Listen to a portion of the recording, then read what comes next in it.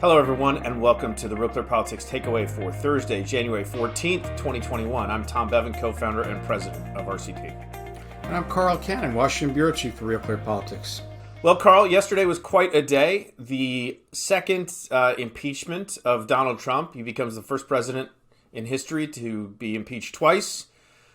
We had 10 Republicans vote along with all of the Democrats in the House of Representatives, including Liz Cheney, who is facing calls for her resignation from her GOP colleagues, and there's a letter circulating trying to remove her from House leadership.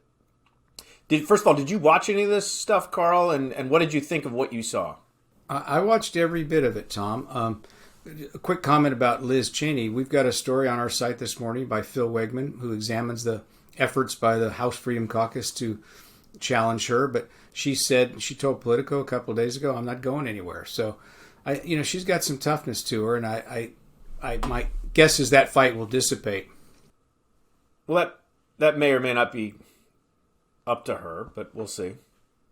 Well, in terms of the debate, I watched it, and there were two things about it that were interesting to me. Three, maybe. The first is that how repetitive it was. I watched every minute of it because it's our job, but you didn't need to.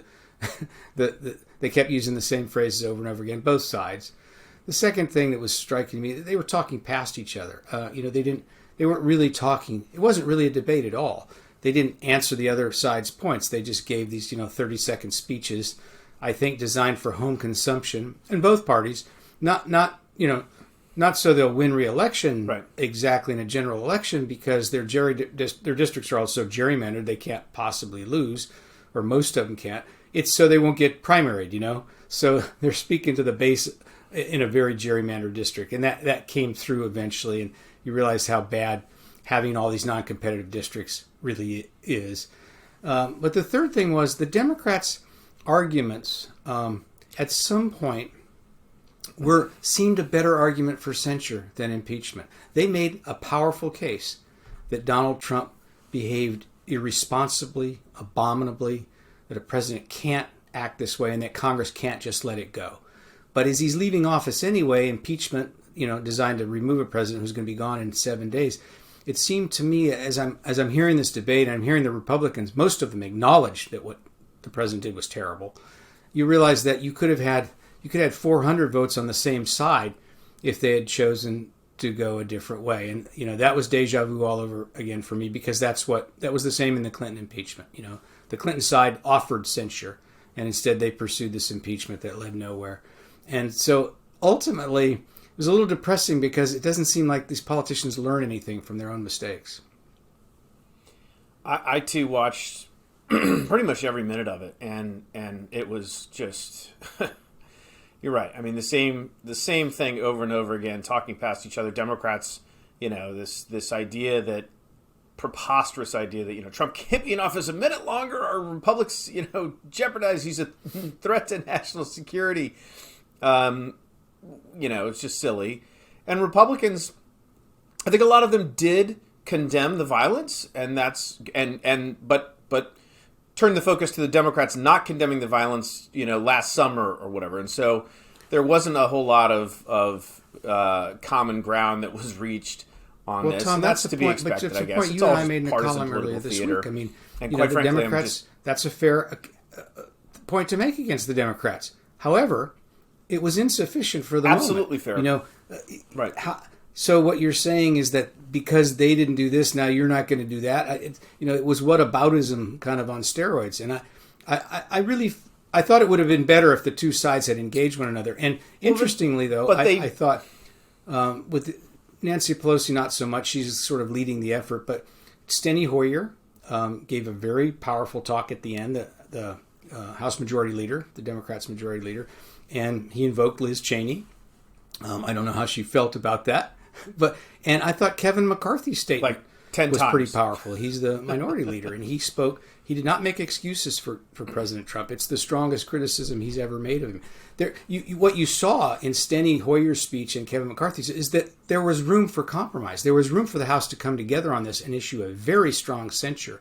But that's not where politics is now. There doesn't seem to be incentives to come together. The incentives are misaligned, and that came through as well. All right, so what's going to happen? McConnell says he's not reconvening the Senate early to deal with this. Looks like if it's going to be taken up in the Senate, it would be taken up after President Trump leaves office. And then there's a question of, well, what's the point of that?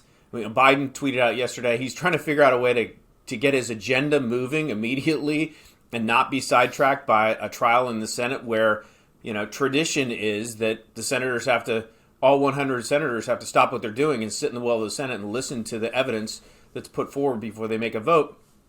So what's going to happen moving forward, Carl? Will there be a trial in the Senate? And if so, is it going to be a 2-hour affair like they did in the House, or is it going to be something more significant and longer?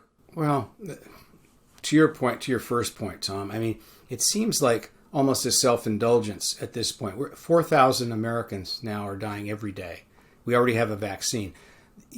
What you'd like is everybody in the administration and all the leaders on the Hill to focus on this one problem: how to get the vaccines to Americans that need them. That's what Biden's been talking about. That's what he wants to hit the ground running doing. This is a distraction to him. And it was a year ago today, Tom, that Pelosi, having sat on it for a month with no explanation, the impeachment articles the first time, announced her impeachment managers a year ago today. And it's a matter of record that while when this pandemic hit this country, Donald Trump was distracted by impeachment, and so were the leaders in the Congress. And it seems to me like they're repeating that tragic error again. There is, if you really think that what Trump did can't just be forgotten about, has to be dealt with, there is one value to the Senate impeaching guy, because in a way it sounds silly. You're impeaching someone who's already gone. That's not even what impeachment means. But there's a provision they can add. They didn't do it the first time, that would prevent Donald Trump from ever running for office again if he's convicted in the Senate. If they invoke that provision and vote on it, then this will have a purpose. Now, it may not be a purpose that's popular with... It's not going to happen, Carl. Well, there's not going to be 16, 17 Republican senators. I mean, you'll get a handful of the Mitt Romneys and the Lisa Murkowskis of the world, but you're not going to get, beyond... You get 3 or 4, 5 deep, and you're talking about senators from red states. And the point is, after he's already let off, it's not going to happen. Well, I'm not predicting whether it will or won't. What I'm saying is there's a rationale for it, because I've been pretty hard on him for wasting time. There is a rationale for it, why you'd impeach a guy who's already gone. And that the rationale would be that you prevent him from running for office again. If you can't do that, it's sort of a wasted exercise, it seems to me. All right, we will leave it there. I am Tom Bevan, co-founder and president of RealClearPolitics. This is Carl Cannon, Washington Bureau Chief for RealClearPolitics. Be sure and join us tomorrow for our audio-only podcast that airs every Friday. And this has been the RCP Takeaway for Thursday, January 14th, 2021.